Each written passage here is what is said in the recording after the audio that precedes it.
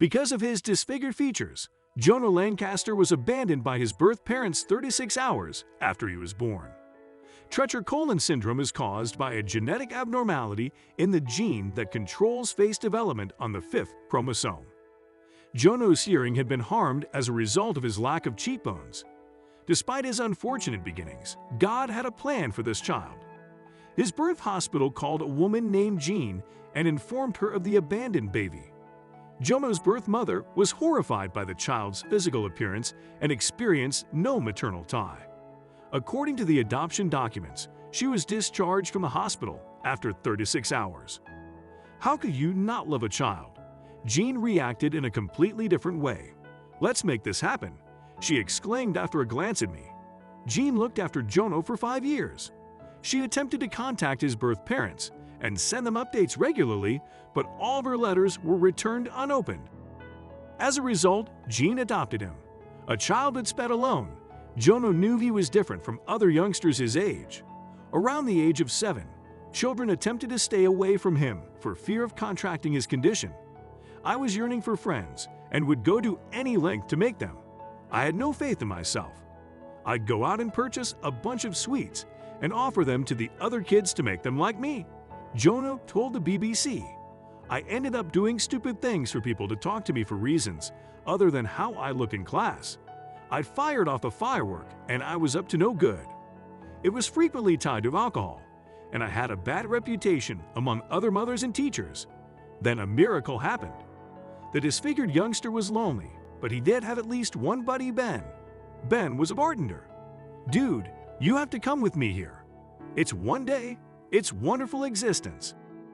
At the National Organization for Rare Disorders Nord Conference, Jono said, "You get drunk while working and then go out. So I put on my uniform and went to work. It was so terrifying that night that I could have passed out. However, I was pleased with myself. I could only see people laughing at me. I managed to last 3 hours. People were laughing so hard that they couldn't order beverages. I wanted to vanish." Jono had no intention of returning, but Ben persuaded him to do so. One day, a man approached Jono and inquired about his appearance. Jono explained why he had heard AIDS and why his face looked the way it did.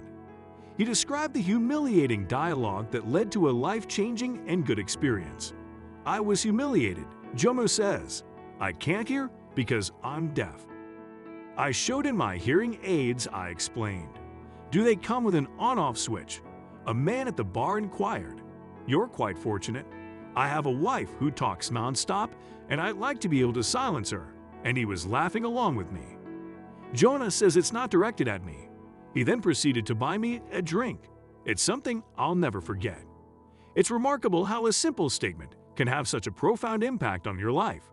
After that, I began to concentrate on the positive. Starting a confident life, Jono's bartending work helped him build confidence in his appearance. He began dating while also working out at the gym. He majored in sports science in college and began working at a fitness-first gym.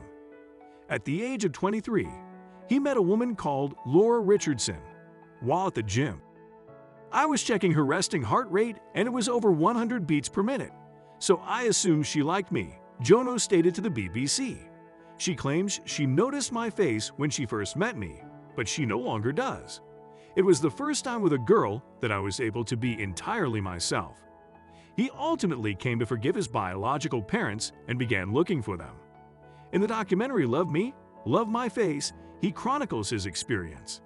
His biological parents, on the other hand, refused to meet him. Jono was devastated. I had a hunch that things had changed, that they could be interested in knowing how delighted I was. It was a disaster, awful. I saw it uncontrollably, but I've accepted it as a fact of life. It had to be one of the most difficult decisions they'd ever had to make, Jones speculated. I discovered they've since had 2 additional children. I'm delighted they've established a family. I'm pleased, and I hope that they're well. Jono now travels the world, sharing his experience and assisting other children facing similar challenges. I take pride in who I am, and Treacher Collins shaped me into the person I am today, Jono explained. You can be as tough as he is. Jono's inspiring story tells us that even under the most brutal of circumstances, There are always individuals wanting to help and love. Despite his hardships, Jono never hesitated to offer assistance to the people in need. We can all do more to spread the word and offer love. Jono Lancaster was born 30 years ago, and his parents abandoned him after one glimpse at his face. Today, Jono, who has Treacher syndrome, travels the world meeting children who have the disorder and encouraging them to use the most powerful weapon against it. A cheerful attitude, Jono shared his story at the National Organization for Rare Disorders NOR Breakthrough Summit in Washington, D.C. on October 21. Treacher syndrome is characterized by the absence of specific facial bones, as well as hearing loss in around half of those affected, only roughly 1 in 50,000 persons in the United States and 1 in 100 in the United Kingdom. Jono's home has it. The majority of cases are autosomal dominant and are caused by mutations in the TCOF. One gene. This week's post, however, isn't about DNA. It's about a remarkable young man who is intelligent, humorous, compassionate, and extremely attractive.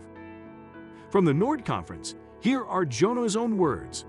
"I was born with a facial deformity due to a hereditary issue. My eyes drop down since I don't have any cheekbones. My small ears are great because they don't get cold at night. However, I do require hearing aids. One of the fortunate ones is me. Individuals who are more badly affected require assistance with feeding and breathing. I met several children who had over 70 operations to repair problems that would make their life easier. My biological parents were completely unaware. They were completely taken aback when I was born. I was discharged from the hospital 36 hours after my birth. Someone from social services was able to look after me. Jean, the foster carer, was a lovely lady. She was short and all of her children were grown up, but she had full of love to share. Social services informed Jean that there was a child in the hospital with scared parents and no maternal tie. How could you not love a child? Jean asked. Hell yeah, let's make this happen, she exclaimed after a glance at me. Jean was warned by social services about my looks, saying that people were talking about my face. She grinned. As soon as she spotted me, she picked me up and we instantly connected. When can I take him home? She inquired to the nurse. Jean attempted for 5 years to reunite with my biological parents, and social services sent them updates and photos of my progress. I used to be a cute little kid. My parents did not open the letters and return them to me. I was adopted by Jean on May 18, 1990, which means I had 2 birthdays. I used to tell other kids that my mother went to the hospital and looked at all the infants before deciding on me, whereas their parents were stuck with them. In 2010, Jono informed BBC News that he had contacted his parents again. Now that he was old enough to comprehend that, they may have thought that they couldn't do a decent job raising, but they had rejected him. Once more, he learned that they had 2 healthy children. Jean drove me to my appointments at the hospital. I felt unique. We'd have a pleasant day after the appointments, usually going to a museum around the age of 7. I began to recognize that I was different from other children. They closed their eyes or flee, screaming that they'd catch my disease. Jean would cry if I asked why they did that. Then I felt bad for making my mother weep. Going to a science museum after surgery was the final nail in the coffin. On the bus, there was a couple. The couple appeared to be in love, holding hands and kissing. They made me laugh out loud. They then began to make fun of me. I was used to kids on the playground making fun of me, so I kept my emotions hidden. Then I started looking for my mother. She was speaking to them while tears streamed down her cheeks. When I was a teenager, I began to wonder why me. That prompted me to consider my birth parents. How would I ever be able to start a family that will be interested in me? I desired to be hip, popular, and appealing. Ben advised me to stop feeling sorry for me and return to the bar. So I put on my uniform and went to work. A skinhead had arrived. Asteroid-addicted man with muscles on top of muscles. He was staring at me while holding money, hoping someone else would serve him. "Would you like something to drink?" I inquired about him